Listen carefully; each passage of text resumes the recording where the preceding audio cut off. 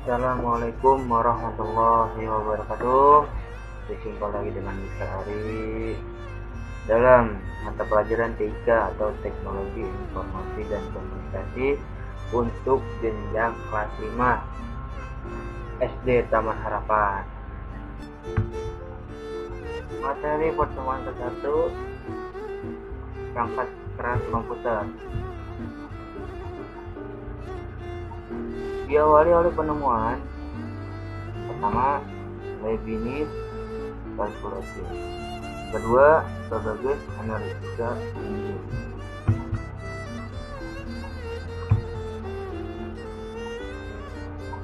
Sepanjang sejarah, manusia telah menemukan berbagai mesin untuk memudahkan kerja. Mesin hitung adalah salah satu contohnya. Mesin hitung sederhana ini dibuat lebih dari 5.000 tahun yang lalu. Beberapa mesin hitung yang dikembangkan antara lain Pascal, mesin Arithmetic tahun 1642, Leibniz kalkulasi mesin 1820, dan Babbage Analytical Engine 1822. Mesin Babbage dikembangkan oleh seorang ahli matematika bernama Charles Babbage. Mesin hitung ini merupakan cikal bakal dari komputer modern. Prinsip kerja dari mesin digunakan sebagai dasar kerja pemrosesan data pada komputer modern. Jadi, cikal bakal dari komputer modern adalah mesin hitung, di mana dikembangkan oleh seorang ahli matematika yang bernama Charles Babbage.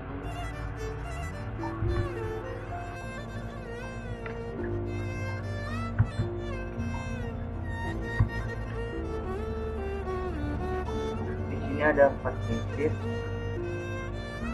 ya pada perangkat keras komputer. Yang pertama, input, yaitu masukkan data, contohnya alat keyboard dan mouse. Dan yang kedua, processing, yaitu pemrosesan data, contohnya alatnya CPU. Yang ketiga, storage, itu penyimpanan data, contohnya alatnya hard disk dan flash disk. Dan yang keempat atau yang terakhir ini, output, yaitu keluaran data, contoh alatnya printer dan mouse. Jadi keempat ini prinsip ya kerja pada perangkat keras komputer. Yang pertama ada input, yang kedua proses, yang ketiga storage, dan yang terakhir bagaimana komputer mengolah data. Komputer merupakan mesin memrosesan data, artinya kamu dapat membuat, akses, dan mengubah data seperti angka, huruf atau kata, gambar, dan suara. Dapat menyelesaikan berbagai pekerjaan tersebut.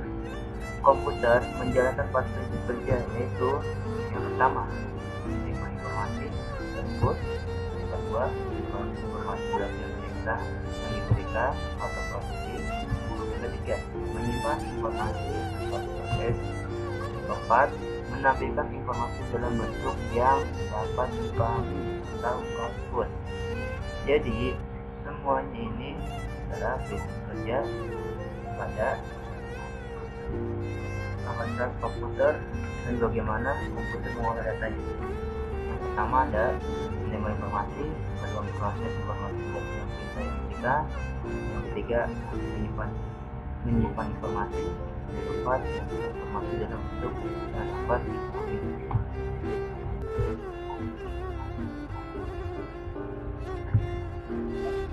B. Bagaimana komputer mendapatkan input?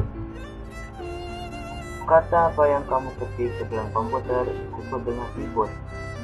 Oleh karena itu, input dapat dikatakan sebagai data atau perintah yang dimasukkan ke dalam komputer. Jadi, misalkan kalau kamu ngetik kata apapun dalam komputer, nah itu disebut dengan input ya. Alat yang digunakan untuk masukkan perintah atau informasi ke dalam komputer disebut dengan alat input. Apa saja sih alatnya? Kita jelasin. Nah, ini ada macam-macam jenisnya. Yang pertama, itu keyboard. Yang kedua, mikrofon. Yang ketiga, mouse. Yang keempat, joystick. Nah, sini ada gambar keyboardnya, ya. Keyboard digunakan untuk mengetik. Dan di sini ada gambar mikrofon digunakan untuk merekam suara. Dan di sini ada gambar mouse, ya, mouse. Mouse ini digunakan untuk alat input, memberi perintah pada komputer, ya. Yang ini ya ada joystick, digunakan untuk menggerakkan alat permainan. Oke. C. Bagaimana komputer memproses data? Chip berfungsi sebagai proses data. Chip yang berfungsi sebagai pengolah data disebut prosesor. Prosesor merupakan jenis chip yang paling kompleks karena terdiri atas jutaan transistor yang dapat mengeksekusi ratusan juta perintah per detiknya. Dan prosesor komputer dirancang untuk melakukan berbagai pekerjaan pada komputer, sehingga prosesor dapat menerima perintah yang diberikan oleh program yang kamu gunakan. Jadi, chip yang berfungsi sebagai pengolahan data itu disebut prosesor. Dan prosesor merupakan jenis chip yang paling kompleks dan dirancang untuk melakukan berbagai pekerjaan pada komputer, sehingga prosesor dapat menerima perintah yang diberikan oleh program yang kamu gunakan. Di sini ada motherboard, merupakan papan tempat meletakkan berbagai komponen komputer antara lain. Ada ROM dan RAM untuk menyimpan data, 3 card untuk menampilkan gambar, sound card untuk menghasilkan suara, dan terakhir LAN card untuk menghubungkan komputer ke jaringan komputer. D. Bagaimana komputer menyimpan data?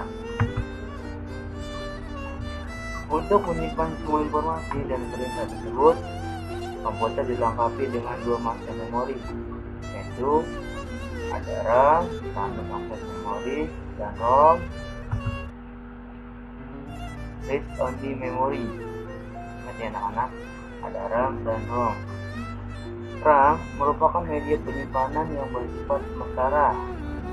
RAM menyimpan informasi secara aktif, digunakan dalam memproseskan data. Jika komputer dimatikan, maka informasi yang ada hilang. Sedangkan memori ROM tidak dapat diubah oleh suatu program atau user. Memori jenis ini tetap aktif jika komputer dimatikan. Informasi yang disimpan dalam ROM antara lain perintah untuk menggerakkan komputer pertama kali atau booting, dan tanggal yang ada di komputer. Selain ROM dan RAM, komputer juga menggunakan media lain untuk menyimpan informasi yang tidak aktif digunakan dalam pemrosesan, antara lain ada hard disk, floppy disk, dan optical disk. Karena suatu informasi dibutuhkan, maka komputer akan mengambilnya dari media penyimpanan, dipindahkan ke memori atau RAM, lalu data diproses melalui suatu program khusus. Jadi bagaimana komputer menyimpan data? Jadi komputer menyimpan data itu melalui 2 memori, ada RAM, random access memory, dan ROM, ya. Dan di sini juga ada perbedaan antara RAM dan ROM, ya. Kalau RAM, jika komputer dimatikan, maka informasi yang ada di dalamnya hilang. Sedangkan ROM, memori jenis ini tetap aktif, ya, jika komputer dimatikan. Jadi RAM komputernya mati, dan datanya informasi hilang. Sedangkan ROM ya memori jenisnya masih tetap aktif jika komputernya dimatikan. Bagaimana komputer menyampaikan informasi? Output merupakan informasi yang telah diproses menjadi bentuk yang siap digunakan oleh user. Alat output ada bermacam-macam jenis. Jenis bergantung pada jenis output yang dihasilkan oleh komputer, antara lain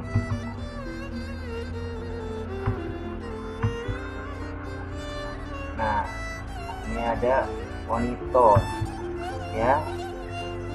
Monitor digunakan untuk menampilkan suatu layar pada komputer. Nah, ini monitor ya anak-anak. Dan selanjutnya apa nih? Printer ya. Printer digunakan untuk mencetak suatu data file atau gambar. Nah, terakhir ini apa nih yang menjadi speaker ya.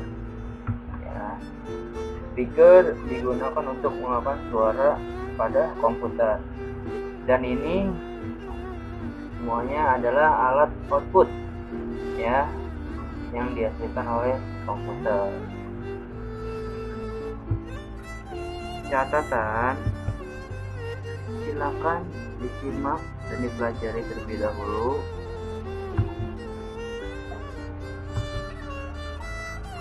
Dan tugasnya, kerjakan halaman 7 nomor 1 dan 2 yang ayo berlatih ya. Jadi kalian simak dulu materi yang diberikan dan pelajari terlebih dahulu. Setelah itu tugasnya kerjakan halaman 7 nomor 1 dan 2 yang ayo berlatih. Semangat. Terima kasih. Semoga ilmu hari ini bermanfaat.